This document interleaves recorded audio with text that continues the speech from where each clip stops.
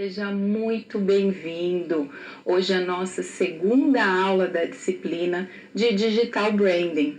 Eu vou me apresentar na aula de hoje, porque na nossa primeira aula, infelizmente, eu não pude estar na nossa primeira aula por motivos de saúde, e a professora Nicole, que trabalhou a disciplina, a primeira aula da disciplina de Digital Branding, e hoje então estou aqui para trabalhar a nossa segunda aula. Então, me apresentando, eu sou a professora Luísa, sou formada em marketing, sou formada em administração, tenho pós em planejamento e gerenciamento estratégico e o meu mestrado também em administração. É um prazer estar aqui trabalhando essa disciplina tão importante de digital branding, que nós vamos trabalhar aí muitos conteúdos, conteúdos que vão trabalhar com o cliente, como a gente precisa atender melhor esse cliente, como a gente precisa posicionar a nossa marca, posicionar o nosso produto para que a gente consiga ter esse cliente no centro. A gente vai falar do Customer Centricity. E na aula de hoje o tema que nós vamos trabalhar: CRM para o Digital Branding. Então, nós vamos trabalhar CRM para o Digital Branding. Que é o CRM para o Digital Branding? A gente vai falar do CRM, que é a gestão de relacionamento com o cliente. Essa gestão que é olhar para esse cliente, que é posicionar esse cliente, trabalhando aí e gerindo da melhor maneira a experiência desse cliente, a experiência desse usuário. Então, nós vamos trabalhar isso na nossa aula de hoje. Nós vamos trabalhar situações, problemas. Vai ter momento de participação em que eu conto com a sua participação, tá? Para que você possa participar, para que você possa contribuir, trazer as suas dúvidas, trazer os seus questionamentos e trazer também as suas contribuições. Então, para a gente começar, a gente vai falar então dessa qualidade no relacionamento de marcas com clientes por meio de pesquisa, da aplicação de tecnologias, do uso estratégico das mídias sociais, a importância das mídias sociais, e o Customer Relationship Management, que é o nosso CRM, que é a nossa gestão do relacionamento com o cliente. Vamos falar da importância do feedback. Por que é tão importante o feedback? Por que é tão importante buscar esse feedback do cliente? Muitas vezes a empresa não valoriza quando o cliente traz um feedback, seja ele positivo ou negativo. Quando o cliente traz um feedback, se ele for negativo, nós precisamos agradecer esse cliente, porque se ele voltou seja a minha empresa, falando da empresa física, ou se ele foi lá no meu site para fazer uma reclamação, ele está ainda apostando em uma relação. Ele está pelo menos tentando ali trazer o problema que aconteceu, e aí cabe a nós, como gestores, resolver da melhor maneira esse problema. E a gente precisa valorizar muito esses feedbacks. Mesmo, esses feedbacks negativos que vão ajudar a melhorar, porque muitas vezes o cliente não volta para reclamar. Muitas vezes a gente não tem essa chance do cliente voltar para fazer uma reclamação, dele ir lá comentar no site.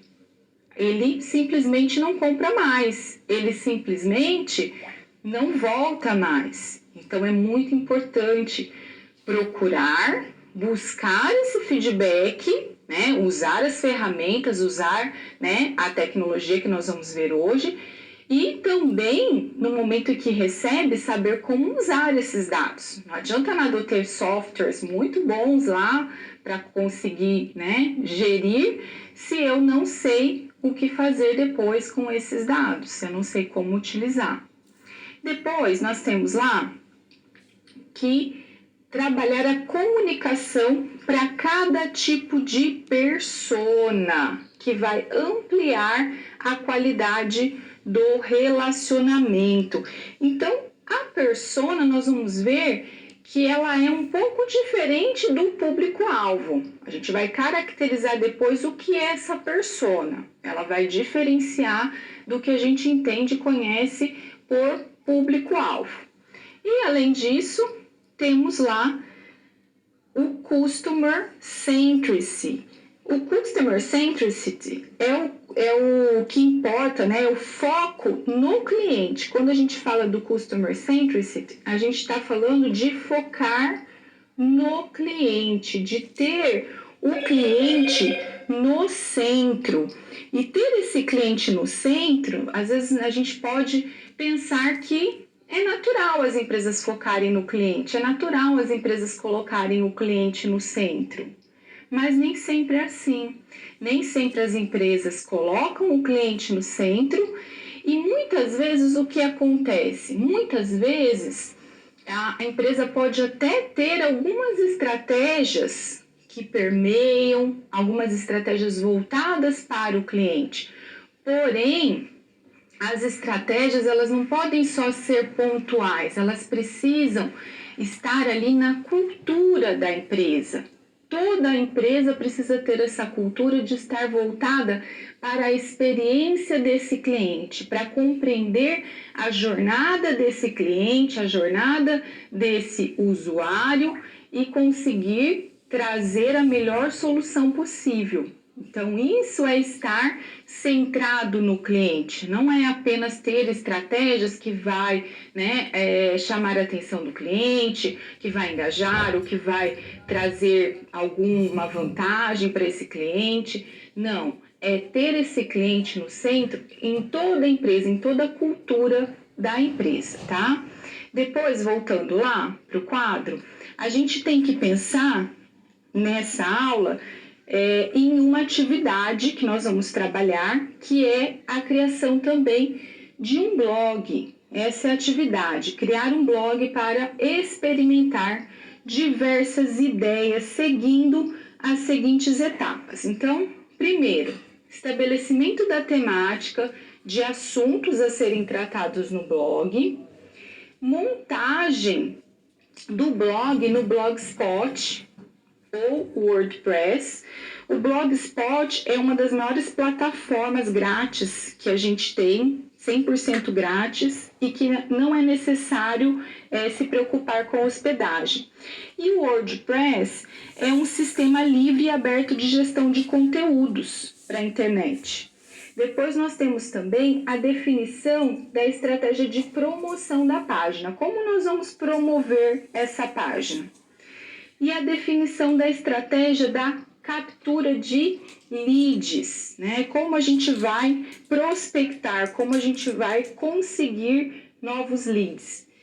Experiência de ferramentas gratuitas e também automação em marketing. Então, eu conto com a sua ajuda aí para resolver essa atividade no decorrer da nossa aula.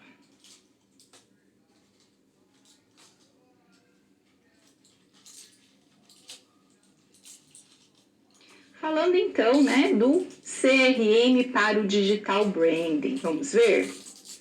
Bom, primeiramente a gente vai trabalhar com o nosso Customer Centricity. O que é o Customer Centricity que eu já falei? É o cliente no centro. Então, são todas as ações, ação de toda e qualquer natureza, que permeiam toda a companhia, que envolvem toda a companhia, que devem ser pautadas na experiência do usuário. Voltando lá para o quadro, que devem ser pautadas na experiência do usuário.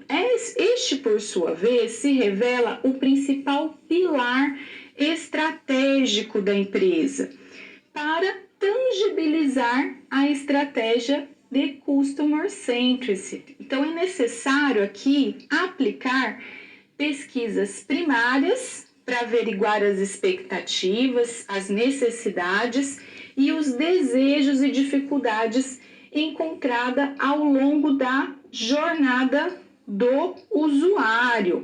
Então, como eu vou trabalhar essas pesquisas? Como eu vou trabalhar dentro dessa jornada do usuário? Então, aqui nós temos a aplicação do Customer Centricity, que deve perseverar no longo prazo, para que a organização ou a marca colha frutos da fidelização ao longo do tempo. Então, a escolha desses grupos, ela deve primar pelo lucro, ou seja, quanto mais lucrativo for determinado perfil, mais você vai priorizar a sua jornada.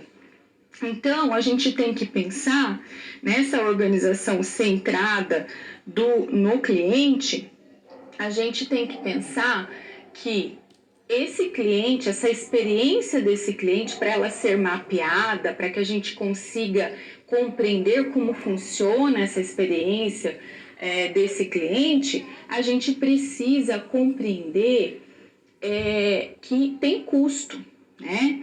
Tem um custo isso, tem um custo para a empresa investir em tecnologia, investir em softwares, investir em funcionários, para poder mapear, para poder fazer pesquisas. A gente falou de pesquisas primárias. O que são as pesquisas primárias? São dados primários, são dados que eu vou coletar pela primeira vez. Então, eu posso fazer um grupo focal. O que é um grupo focal? Eu vou escolher algumas pessoas, pessoas-chave, que eu vou colocar ali numa sala, e essas pessoas vão discutir sobre determinado tema, determinado assunto que interesse ali para a minha pesquisa, de forma mais livre. Então, eu posso fazer um grupo focal, eu posso fazer entrevistas, e eu vou, claro, muitas vezes eu vou trabalhar aí, a gente está falando de trabalhar em escala, de maneira personalizada, mas em escala, porque não tem como eu, uma empresa grande, eu ir perguntar para cada cliente a opinião dele sobre um produto, sobre um serviço. Então, esse mapeamento, ele tem um custo. Por isso, voltando lá para o quadro, que a gente fala que a escolha desses grupos, ele deve primar pelo lucro, ou seja, quanto mais lucrativo for determinado perfil, mais priorizada vai ser essa jornada, Então, a gente precisa compreender. Um exemplo simples, tá? Vamos pensar aí que você com seu filho foi aí numa pastelaria. E lá na pastelaria, como que funciona? Você vai lá, compra o pastel, recebe lá a fichinha e vai lá, senta na mesa. A hora que o pastel tá pronto, eles chamam pelo número, você vai lá e entrega a fichinha para pegar o seu pastel.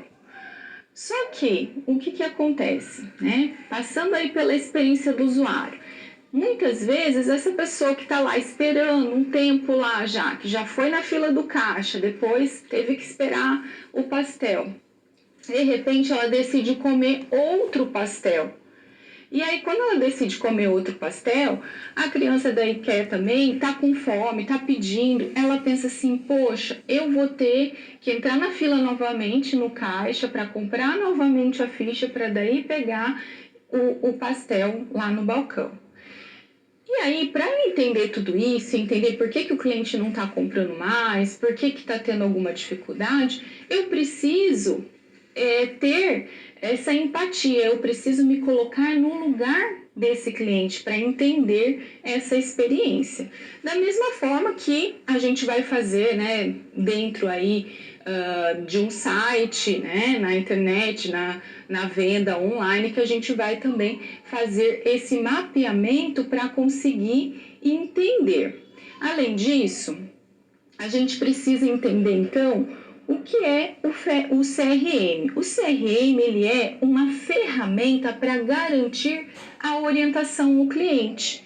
Então, essa ferramenta, que é chamada de Customer Relationship Management, as iniciais, CRM, é a gestão do relacionamento com o cliente. Essa gestão, ela é crucial para que a gente possa colher informações, mas também para que a gente possa aumentar a fidelidade e para que a gente possa também melhorar a experiência do cliente, Segundo Peter Fader, o CRM é o principal pilar da organização centrada no cliente. Então, o Customer Centricity, que a gente acabou de ver, né, que a empresa estar focada no cliente, ela depende, né, do CRM, dessa gestão do relacionamento com o cliente.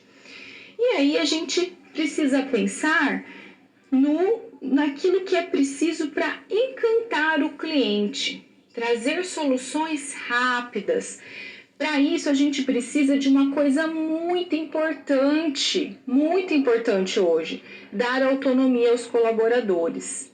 E aí a gente tem o exemplo de uma empresa aí que todos conhecem, que é a Disney, que ela tem, né, aqui o slogan dela, o jeito Disney de ser, ele vai ao encontro da estratégia de Customer Centricity, como também do CRM.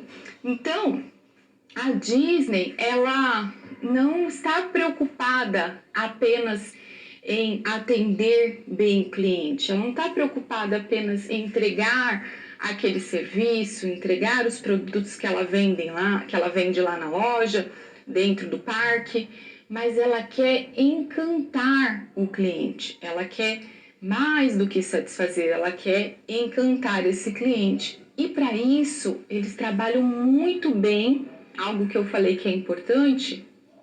O que é? Isso mesmo que você falou. Isso mesmo que você falou, a autonomia do colaborador. A Disney, ela dá autonomia para o colaborador. Ela deixa esse colaborador agir, muitas vezes, diante de uma situação, sem ter tantas ali regras que ele precisa seguir.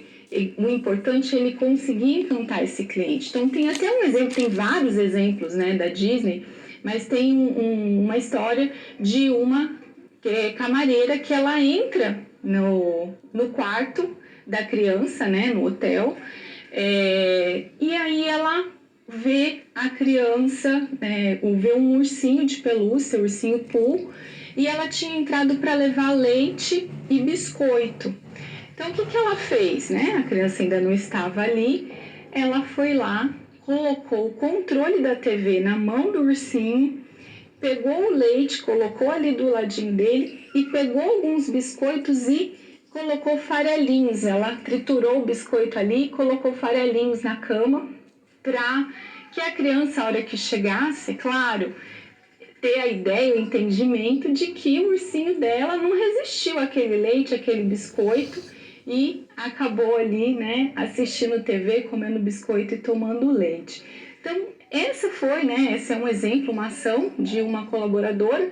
Não foi pedido para ela fazer isso, né? Ela teve essa ideia naquele momento e ela tinha autonomia para fazer isso, porque é valorizado isso, se tem uma cultura na empresa.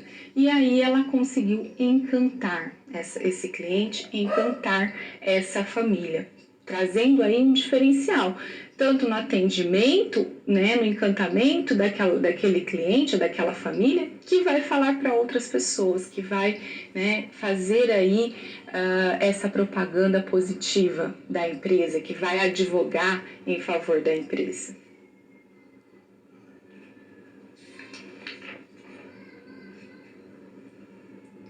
E falando da gestão do relacionamento, vamos lá para o quadro? A gente tem o nosso Customer Equity.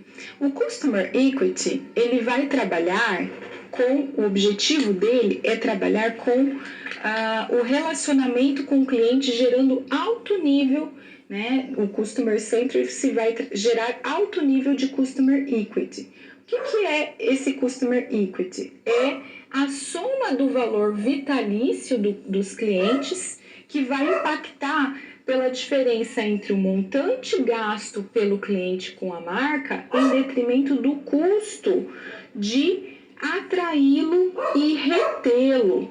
Então, você está pensando aí, né? A gente está falando de quanto que eu gasto no investimento aí do meu relacionamento com o cliente, de trabalhar essa experiência, né? De estar voltado para o cliente, de ter o cliente no centro. em detrimento de quanto esse cliente investe na minha empresa, quanto que ele gasta na minha empresa.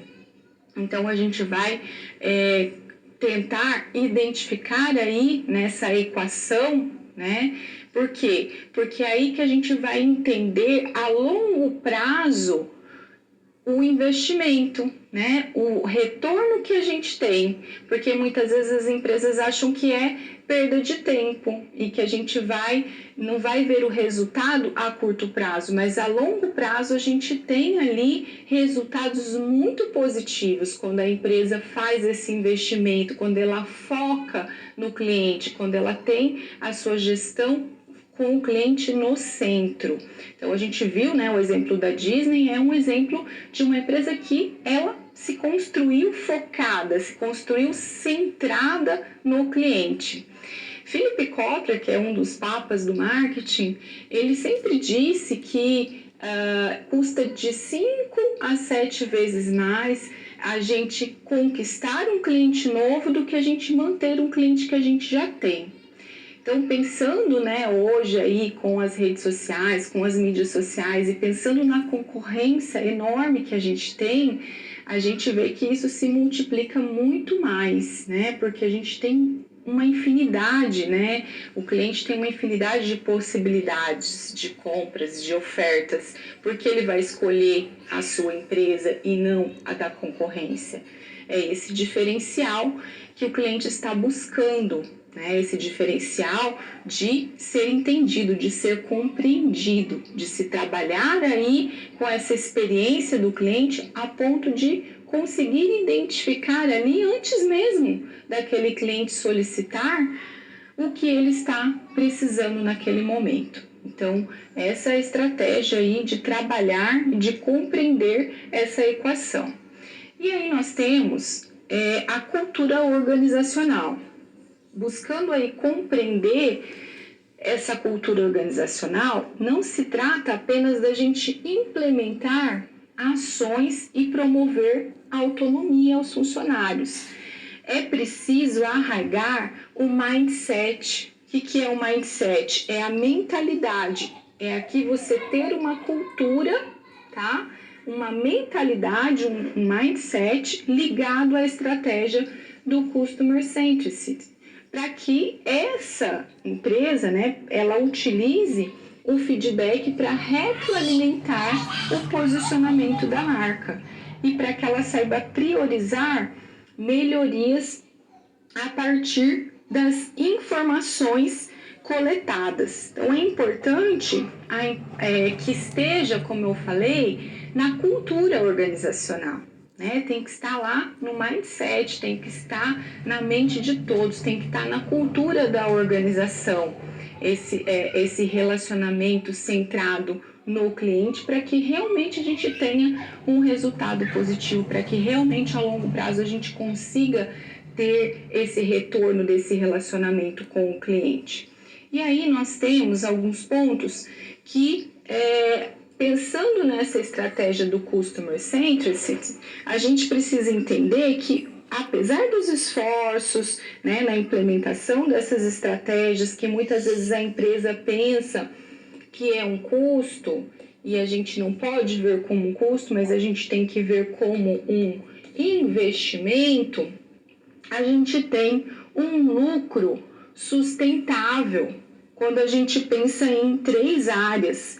Na aquisição, a gente consegue contribuir para que a marca entenda o real valor de atrair clientes. Na retenção, a gente vai permitir fomentar relacionamentos de longo prazo com clientes lucrativos. E no desenvolvimento, explorando potenciais vendas cruzadas junto ao cliente lucrativo. Só para explicar, venda cruzada não é a mesma coisa que venda casada, tá?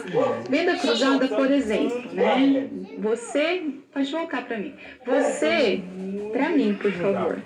Você, homem, vai na loja comprar um terno e o vendedor, muito simpático, a vendedora te atende, procura entender seus gostos, né?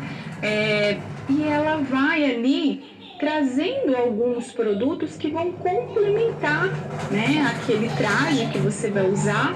Então, ela vai perguntar, mas você tem uma gravata para utilizar? Você tem uma camisa, né, para usar com esse terno? Ah, vendeu a camisa, mas você tem uma gravata para usar com essa camisa? Olha, acho que essa gravata ficaria perfeita com essa camisa. Mas é claro, de uma maneira não impor e nem, né, fazer com que o cliente se sinta na obrigação de levar esses outros produtos agregados, mas trazendo aí opções e conseguindo fazer essas vendas cruzadas. Para isso, então, ela tem que buscar compreender ali o perfil do cliente, os gostos do cliente, né? Entendendo aí essa experiência do cliente.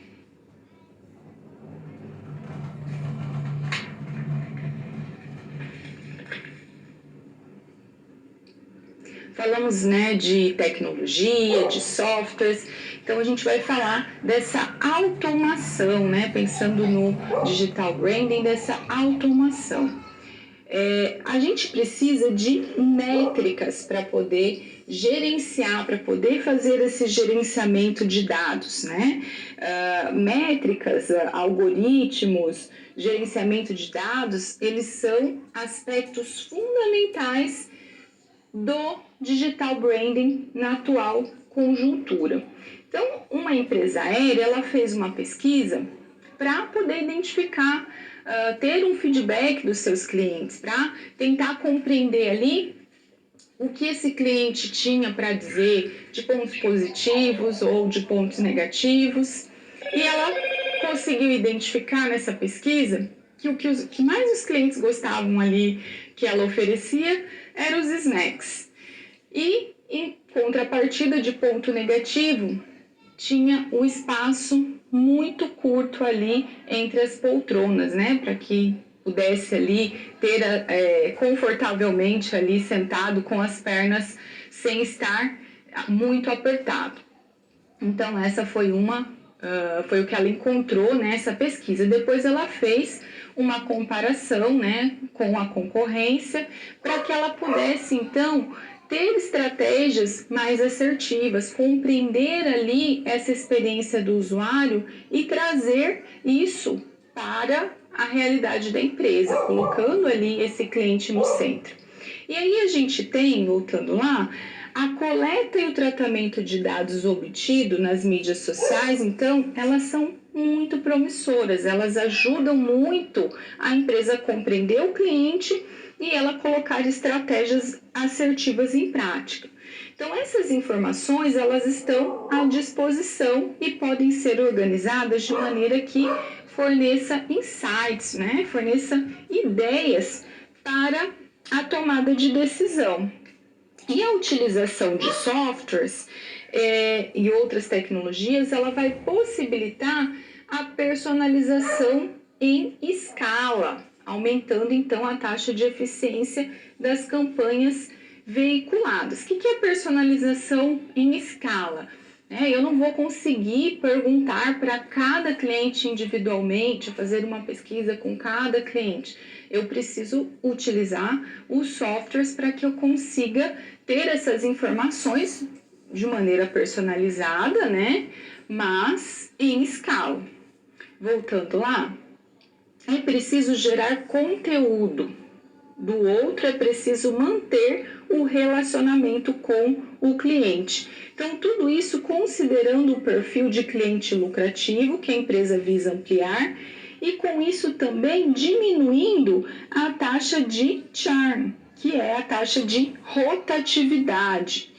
E aí a gente tem ferramentas de automação de marketing que vão apoiar a equipe, desde o disparo de postagens agendadas de acordo com os picos de acesso do público-alvo, disparo de e-mails para grupos específicos de clientes, monitoramento de interações e até mesmo disparo de conteúdo relevante para o consumo em troca de dados do perfil do cliente em cada etapa específica da jornada desse usuário. E a gente tem, né, uma infinidade aí de possibilidades, como a machine learning, que são máquinas que têm capacidade de aprender sozinha, né, com grande volume de dados, que utilizam algoritmo, big data. Depois nós temos a inteligência artificial, a internet das coisas, o blockchain, que é o protocolo de confiança, de registro, e o Analytics, que é a análise das páginas na internet. Então, toda essa automação, ela vai permitir o resgate do histórico do cliente, ela vai permitir, né, ter ali informações estratégicas para a tomada de decisão, para conseguir oferecer aquele produto ou aquele serviço que o cliente está procurando da melhor maneira possível, né, para conseguir compreender quais são as falhas, quais são as dificuldades, por que aquele cliente ele não chegou até o final, ele foi até o carrinho lá, mas depois descartou o produto. Então, são informações muito importantes que a empresa vai conseguir por meio dessa automação. Ela vai conseguir utilizando dessas ferramentas.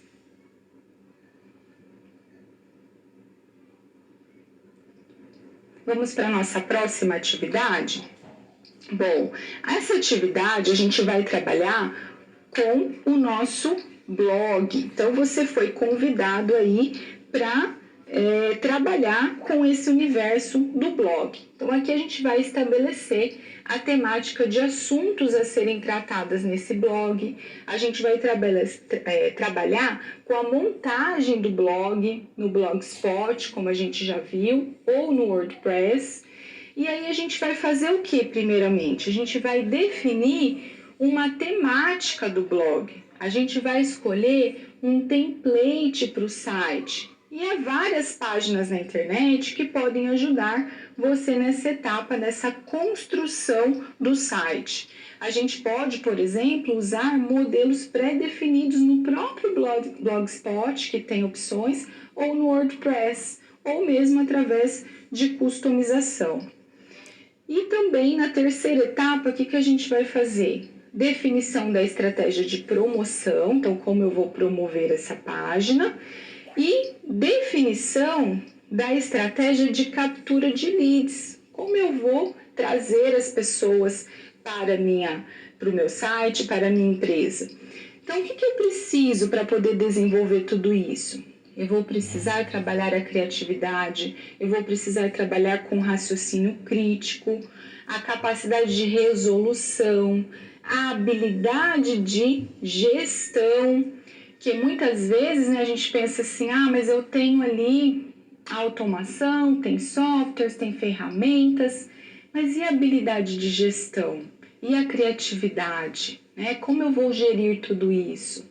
O que eu faço com todas as informações que eu tenho para poder criar uma página que seja atrativa para o cliente? Muitas vezes também a questão do conteúdo, né?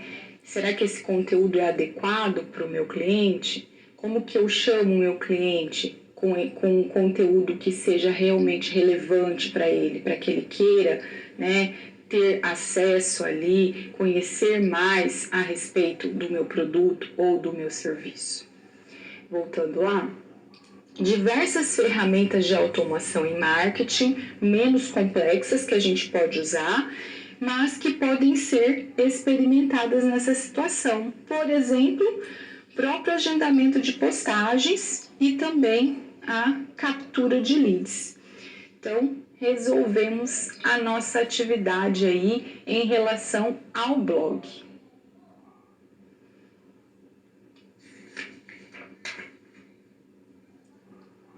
Falando de métricas, nós já falamos de métricas, vamos falar de pesquisas e métricas para o digital branding. A gente tem metodologias para trabalhar essa metrificação. Então, as métricas, elas servem para quê? Elas servem para apoiar o processo de decisão, que vai configurar ações com maior impacto nas vendas, visando o quê? Ganho de eficiência, ampliação da margem de lucro. E aí nós temos os OKR. O que é OKR, professora? Objectives and Key Results.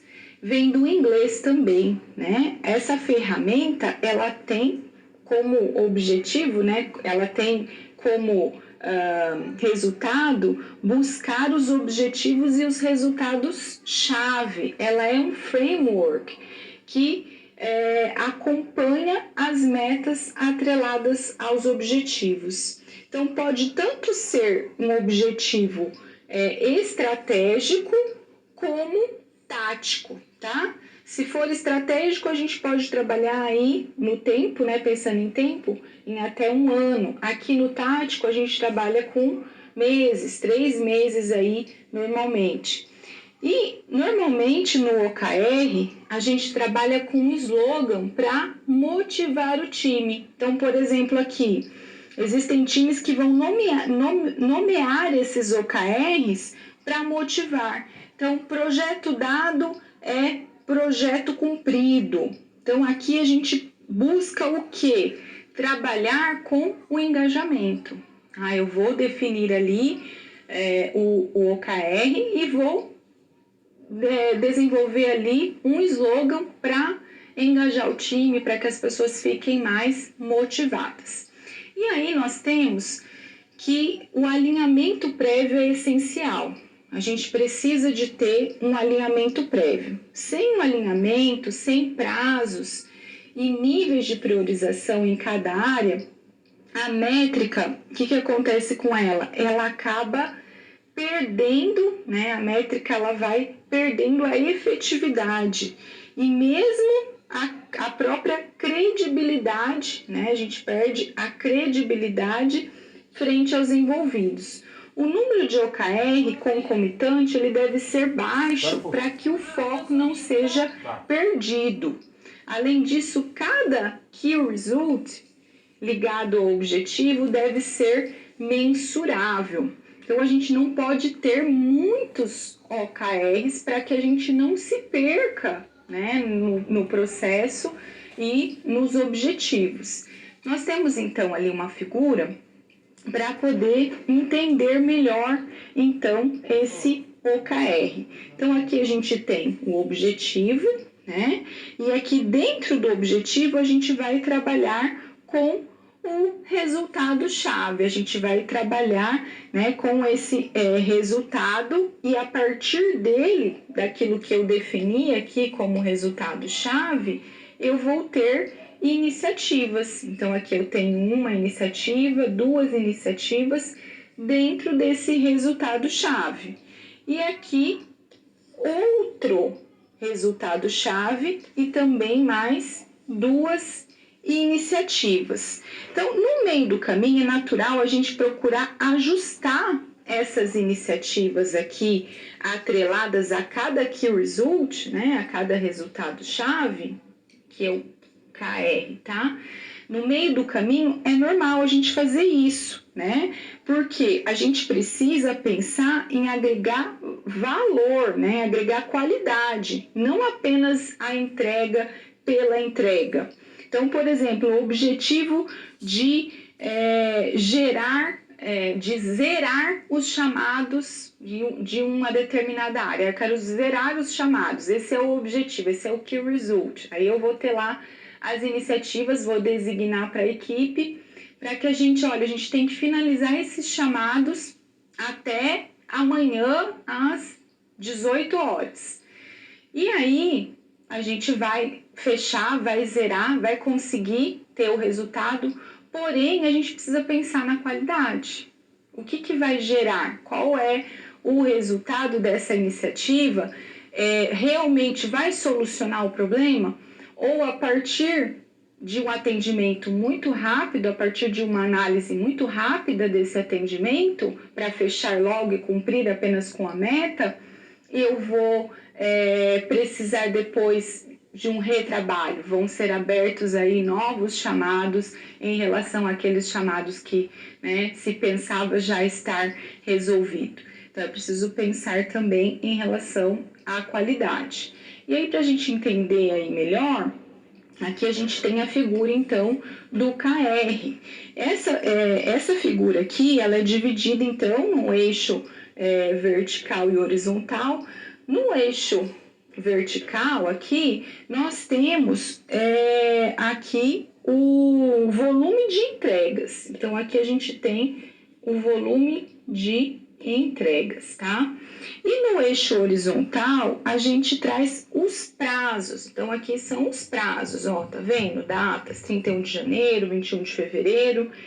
E aqui a gente vai acompanhando cada linha dessa, né, colorida aqui, ela tem um significado. Por exemplo, a azul, ela quer dizer que 100%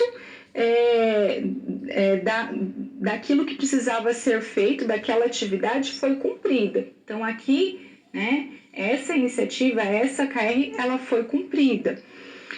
Aqui, ó, 85%, né, até aqui 85% foi cumprida. Aqui a linha cinza, 70%.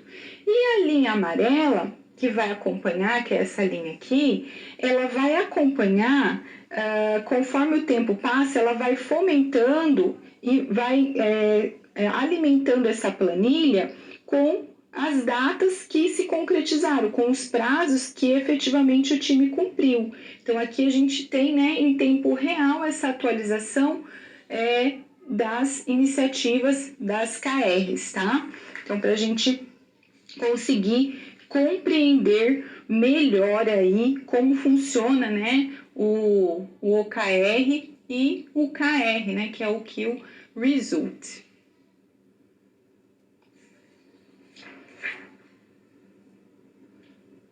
E nós precisamos também compreender e trabalhar com indicadores-chave de desempenho. Vamos ver?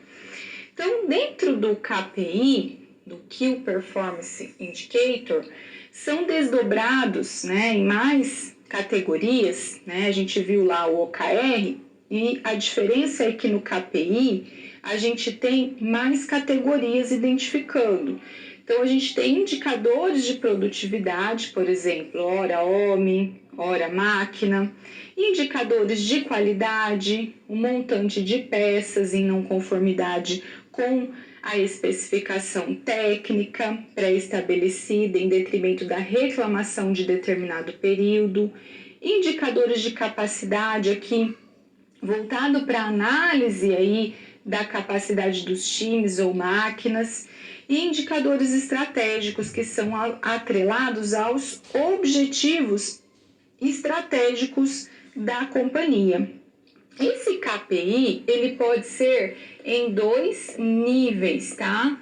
A gente pode trabalhar em um primeiro nível, por exemplo, a gente vai trazer um montante de reclamações. Então, no nível 1, eu trago lá um montante de reclamações.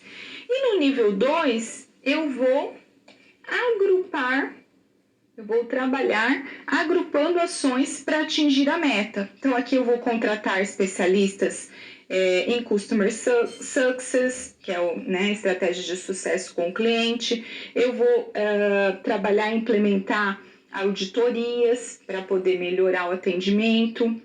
Então, uma métrica essencialmente estratégica ou tática, ela pode figurar como um indicador-chave de desempenho.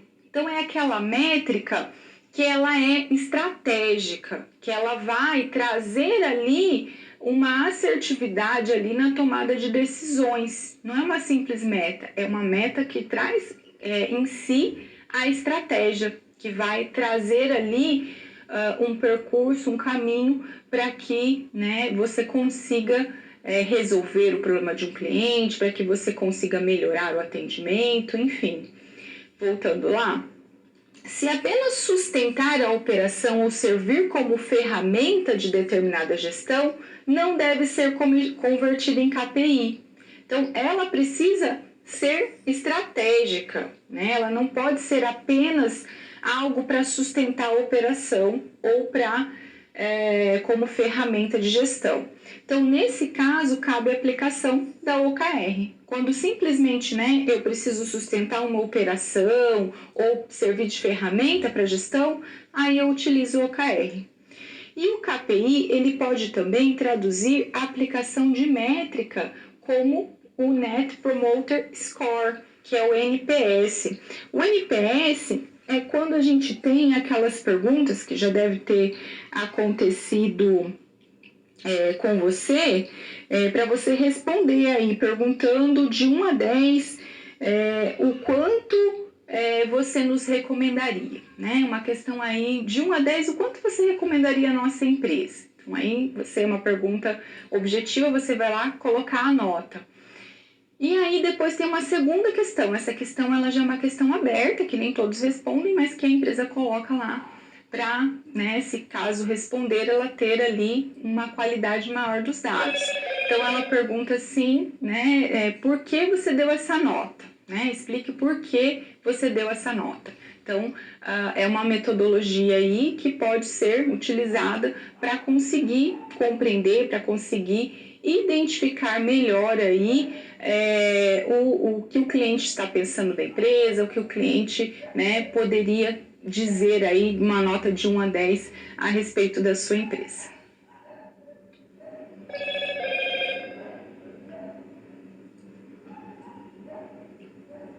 Agora nós vamos para o nosso momento de interação, momento que eu conto com a sua participação, momento que eu conto aí, com as suas sugestões, contribuições, perguntas. Então eu trouxe aqui uma questão também para você responder. Se você acredita que a maior parte das empresas elas estão preparadas para estratégias de customer centricity e por quê? Se você acredita que elas estão preparadas, por quê? Ou se você acredita que não estão preparadas, por quê também? E se tiver outra questão que você queira trazer aqui para a professora, que você queira perguntar em relação à aula, pode trazer, tá bem? Eu vou dar um tempinho para que você possa responder, trazer suas contribuições e eu volto já.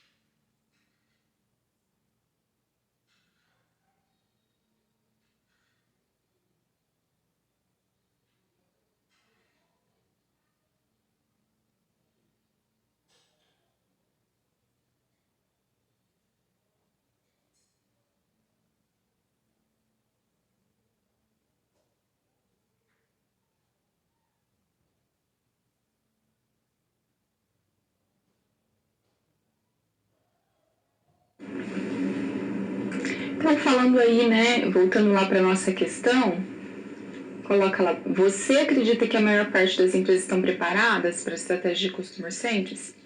Olha, muitas empresas não estão preparadas, né? Por quê? Para você ter uma estratégia de Customer Centric, você precisa ter um mindset voltado para o cliente, né? E isso ainda muitas vezes não acontece, né? Em boa parte das empresas. Por quê? Porque muitas vezes a empresa ela acha que é um custo você trabalhar dessa forma. Muitas vezes também a empresa não quer ter uma cultura que valorize a autonomia do colaborador, que é algo que a gente precisa quando a gente quer trabalhar uma estratégia de Customer Centric. Então, existem sim muitas empresas que trabalham já e que estão preparadas e que fazem isso muito bem, né? Dei o exemplo de uma grande empresa, da Disney, mas existem empresas menores, né? Que conseguem fazer muito bem também essa estratégia, né? As empresas maiores dependem mais da automação e da tecnologia, mas um microempresário, ele consegue trabalhar muito bem com ferramentas simples e trazendo o cliente para o foco. O importante é ter esse mindset voltado para o cliente. O importante é que se tenha uma cultura aí de trabalhar com essa experiência do cliente, de entender essa jornada do cliente para que eu consiga ter, né, uma otimização desse relacionamento, dessa gestão de relacionamento. Tá? Então, essa é a questão. Existem empresas sim preparadas, outras que ainda não estão, porque ainda não entenderam a importância, porque ainda não entenderam que se trata de um investimento e que a longo prazo elas também vão ter um ótimo retorno.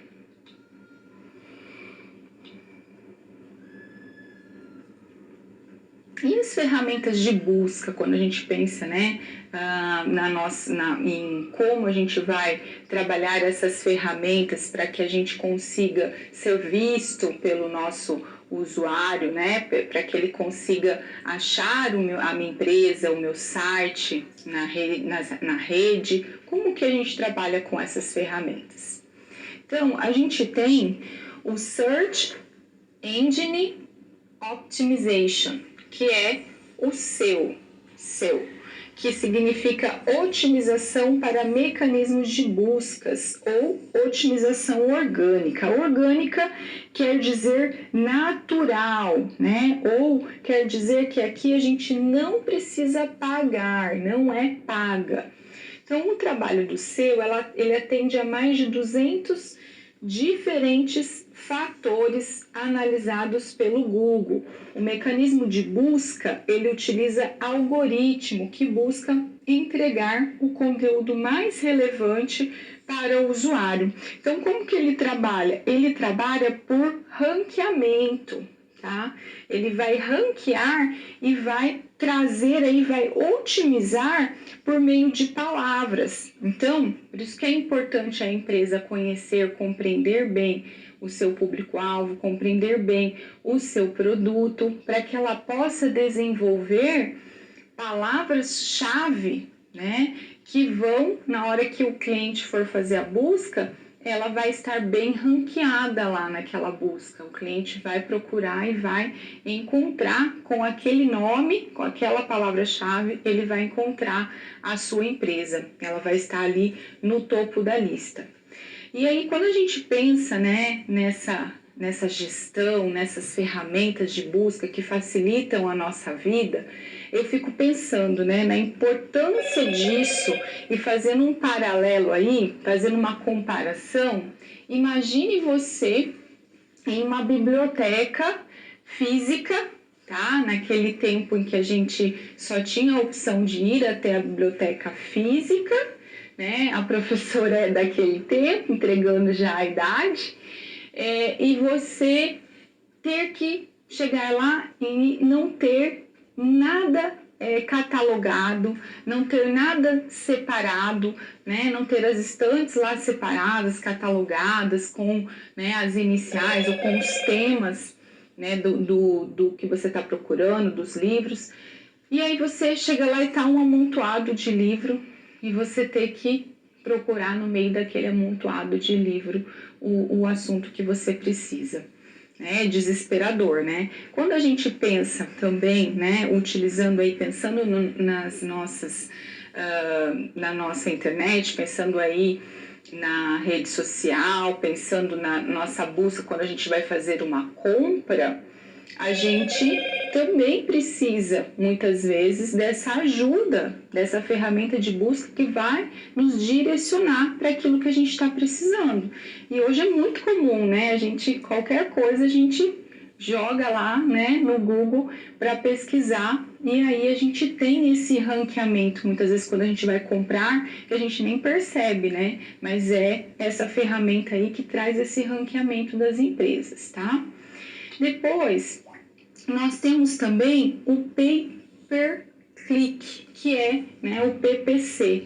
Pay-per-click é o pagamento por clique, né? Então, são anúncios pagos com links patrocinados, né? Campanhas muitas vezes veiculadas em redes sociais diversas utilizam aí desse pagamento por clique. Então, as mensagens precisam ser coesas. Caso haja uma falha na regra de comunicação, poderá haver perdas de potenciais clientes ao longo do caminho. Por quê? Porque você vai direcionar o cliente para uma outra página. E aí, se você não tiver o controle do que acontece depois, se você não tiver ali uma régua para conseguir acompanhar isso, muitas vezes a ação é perdida. Voltando lá, é preciso adotar métricas e outras formas de acompanhar os resultados em cada etapa do processo. E aí eu trouxe aqui esse exemplo aqui da ferramenta de busca que a gente tem, no caso, o link patrocinado, ó, tá vendo? Esse aqui é o link patrocinado, como ele aparece? Ele aparece, né, já aqui com, no caso, o valor, ele aparece já com a marca. Esses são links patrocinados. E eu trouxe também, para a gente entender, que existe o triângulo de ouro da busca. O que é esse triângulo de ouro da busca? O triângulo de ouro da busca é que existem estudos, né, que já identificaram que quando a gente vai fazer uma leitura, a gente começa ali, a nossa visão, ela vai acompanhar as páginas quando você busca ali, né, a tela, ela vai, daquela forma como está ali, voltando ali para o quadro, ela vai direcionar dessa forma aqui, ó, por isso que chama triângulo de ouro da busca. Por quê? Porque primeiro, ó, aqui praticamente 100%, né, dessa primeira linha eu vou ver 100%, depois aqui, ó, vai diminuindo, ó, aqui, né, 60%, 50%, 40%, 30%, né? Quando chega aqui, lá embaixo, eu já nem tô vendo mais. Não é assim quando você vai fazer uma busca, né? A gente pega aquelas primeiras que aparecem normalmente. Então, por isso a importância de você estar bem ranqueado, de você escolher ali as palavras-chave, né, adequadas para que no momento que o seu cliente faça a busca, consiga identificar. E também quando a gente pensa nos anúncios pagos, né, no pay-per-click, também ter ali um acompanhamento dessas ações, não pode ser ali, né, feito sem pensar, sem ter ali um acompanhamento de toda a ação, de todas as etapas.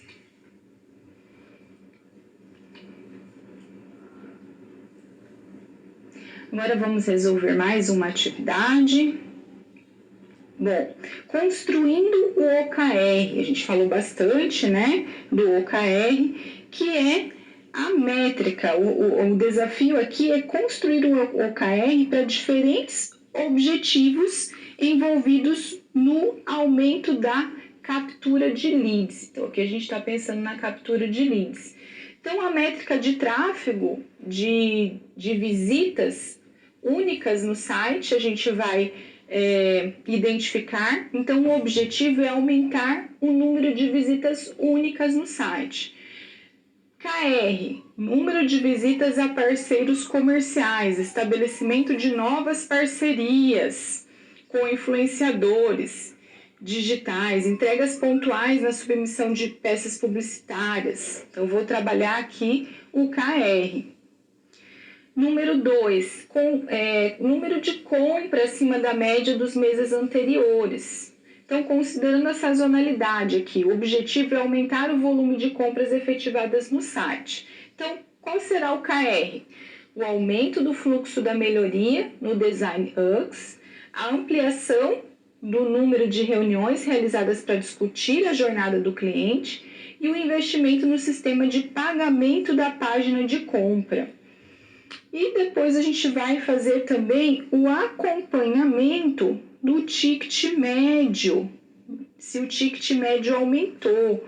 Então, aqui eu vou trabalhar acompanhando o objetivo, aumentar o ticket médio, né, que é aumentar as compras, né, desse cliente na empresa, e o oferecimento de desconto progressivo, desconto no frete com base em ticket mínimo de compra. Então, você estabelece lá um mínimo para que você ofereça o frete grátis, por exemplo, para conseguir fazer com que a venda seja concretizada. Porque muitas vezes, né, o cliente vai até o carrinho e na hora que ele vê o valor do frete, ele acaba desistindo, porque muitas vezes não compensa, né? O frete acaba sendo até mais caro. Aconteceu comigo esses dias, o frete era mais caro do que o produto, então aí não vale a pena, né? Então, fazer esse acompanhamento dessas métricas, colocando ali, né, os objetivos, os OKRs e os KRs para acompanhar.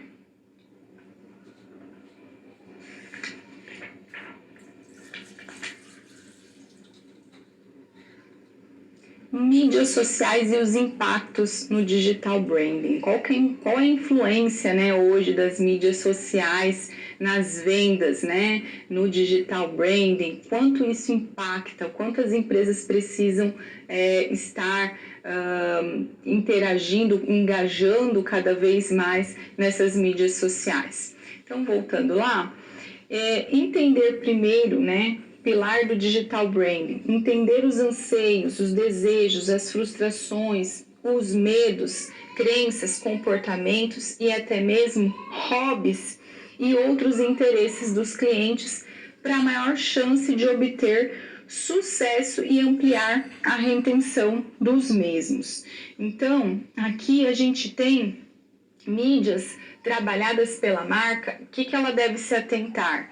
No público-alvo e no conteúdo de interesse, mas também traduzir esse público-alvo e incluir o público interno. Quem é o público interno? O colaborador da empresa, integrado e alinhado para entregar qualidade na experiência do cliente em todos os pontos de contato. Então, aqui eu estou falando do quê? Eu estou falando do endomarketing. Para que a gente consiga trabalhar a empatia com o cliente, a gente precisa que o time todo esteja ali centrado, que se tenha essa cultura, como a gente já falou. Então, eu preciso trabalhar dentro desses pilares, incluindo aí, né, os colaboradores também.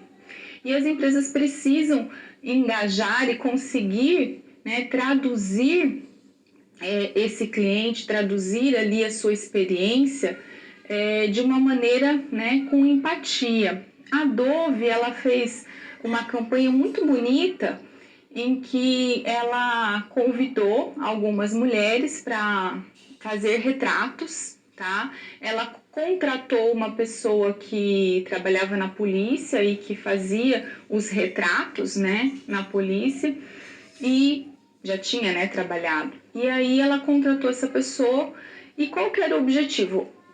Essa pessoa não via as mulheres ficavam, né, separadas ali de forma que essa pessoa não conseguisse ver essas mulheres, e as mulheres também não viam essa pessoa, e ele conseguia, ele conseguia ver elas sem que elas ouvissem, e elas não conseguiam vê-lo. E elas foram convidadas a fazer um retrato próprio, enquanto ele fazia um retrato delas, né, das mulheres. E depois foi convidada uma terceira pessoa para fazer um retrato também dessas mulheres. E no final, né, foi feito ali um comparativo. As próprias mulheres fizeram um retrato delas mais feias do que o retrato que foi feito pelo profissional e também do que o retrato que foi feito pela outra mulher convidada ali a fazer o retrato. Ou seja, né, mostrando nessa campanha o quanto que a gente precisa se valorizar mais, o quanto que a gente precisa valorizar os nossos pontos fortes. Então, eu achei uma campanha muito bonita, né, interessante, e que consegue engajar o cliente, consegue trazer esse cliente para o centro, trazer esse cliente para perto.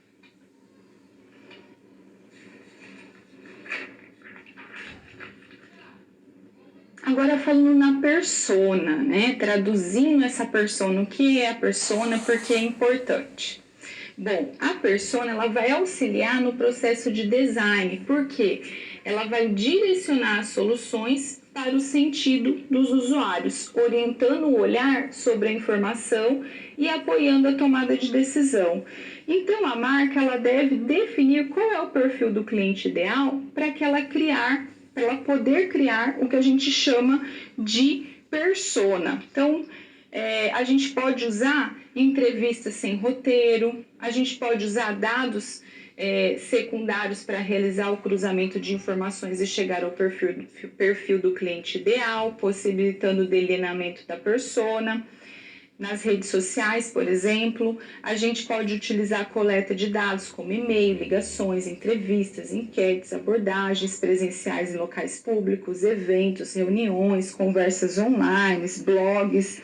Tudo isso a gente pode utilizar para compreender melhor essa persona, tá? Que a gente vai, então, transformar aí o cliente ideal numa persona mais factível, mais entendível. A Joana, de 49 anos, que tem como hábito a leitura, e aí você vai descrevendo essa persona. A persona no marketing, ela refere-se a um método de segmentação de mercado no qual é possível inferir comportamentos similares de conjuntos de pessoas através de um personagem fictício encarnado na persona propriamente dita. Então, as características passam tanto por critérios demográficos e de estilo de vida, como também demonstra preocupações, motivações e desafios. E aí é diferente do público-alvo. Então, por exemplo, se você vai abrir uma academia para mulheres e você sabe, né, o que você vai identificar aí, qual o perfil? Se você tem uma academia só para mulheres, provavelmente essas mulheres não gostam de ir em academias em que é frequentada, né, por homens. Então, essas mulheres têm que receio, vergonha, né? Então, você vai descobrir o que é importante nessa academia, né? São mulheres sedentárias, que faz muito tempo não praticam atividade física, sabem que é importante, foram recomendadas pelo seu médico. Então, como você vai atrair esse público? Como você vai identificar e desenvolver uma persona para conseguir atrair da melhor maneira esse público, criando essa persona.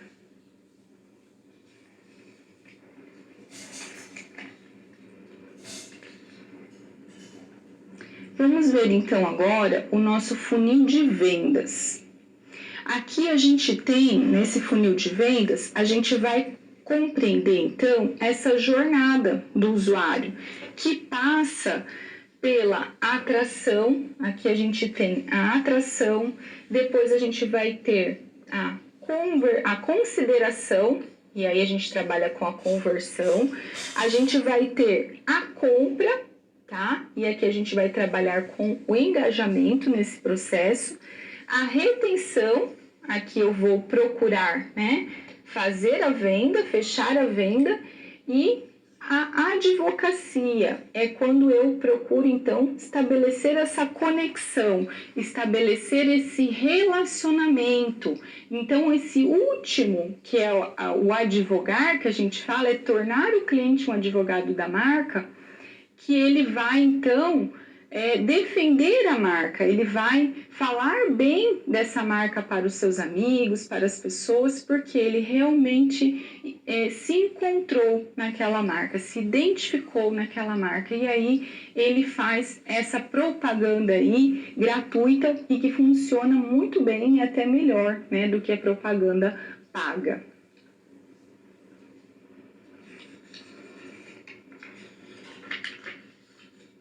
Resolvendo, então, nossa última atividade. A Gisela, então, aqui a gente tem uma persona. O Samuel tem uma agência e ele desenvolveu uma persona para a gente, né, entender como a gente trabalha. A Gisele, ela é autônoma, busca independência financeira e atualmente ela está apostando em projetos digitais que necessitam de conteúdo para atrair tráfego de visitas na página em questão. Ela é extremamente confiante e orientada a preços e estratégias consistentes. Então, a gente desenvolveu aí, né, no caso, essa persona aí da agência, que ela foi definida por Samuel para elencar uma série de conteúdos a serem trabalhados em diferentes etapas do funil de vendas, aquele funil que a gente viu anteriormente. Então, postagem com títulos atrativos, como domine ferramentas de atração do público online, considerar estratégias de SEO ou de PPC, angariando visibilidade e tráfego para a página da agência na internet, fornecendo materiais com maior riqueza de detalhes por meio de e-books ou relatórios e articulando também uma proposta para o time comercial. Então, para a gente entender como define, né, uma persona, a importância de se definir e como isso pode ajudar nas estratégias.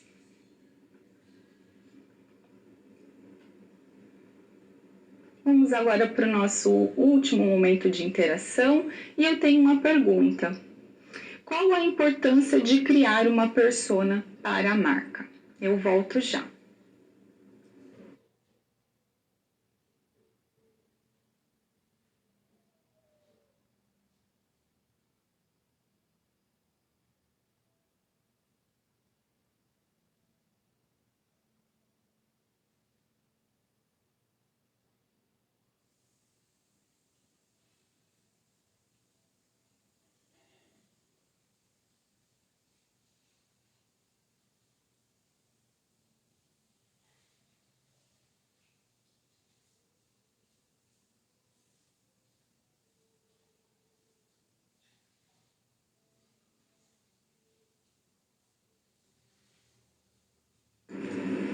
Então, a importância de se criar uma persona para a marca é que a gente consegue identificar nessa persona, trazer para essa persona características do nosso público maior e que vai trazer ali essa experiência do usuário nessa jornada, em cada etapa dessa jornada que essa personagem ela vai realizar, quais as estratégias que a gente pode desenvolver, como a gente pode abordar, quais as ferramentas a gente vai utilizar para chamar atenção, quais as mídias sociais. Então, a gente vai primeiro desenvolver aí, criar aí essa persona para que a gente possa, então, desenvolver dentro do funil de vendas as etapas e também as estratégias.